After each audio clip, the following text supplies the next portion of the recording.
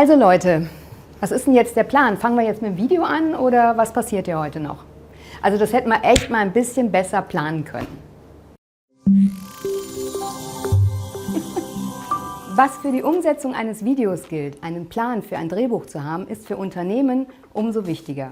Ihr Drehbuch sind Ihre Kennzahlen und Planzahlen. Worum geht es in unserem Video? Es geht um Planung in Power BI. Das strukturierte Erfassen von Daten und Zurückschreiben in die zugrunde liegenden Datenbanken sind Schlüsselthemen, aber kein Bestandteil der Standardlösung Microsoft Power BI. Für eine ganzheitliche Unternehmenssteuerung ist es unerlässlich, Zielvorgaben und Planzahlen zu definieren, um die Performance einzelner Unternehmensbereiche beurteilen zu können. Darum setzt Orbis für das Thema Planung auf einen starken Partner, die Acteris. Mit der Acteris PowerSync Architektur waren Planung und Budgetierung noch nie so einfach. Auf den Punkt gebracht heißt das, stellen Sie Ihre strategische und operative Planung auf neue und moderne Füße. Sparen Sie Zeit und Kosten durch eine leichte und schnelle Implementierung und fügen Sie einfach jederzeit beliebige Quellen hinzu.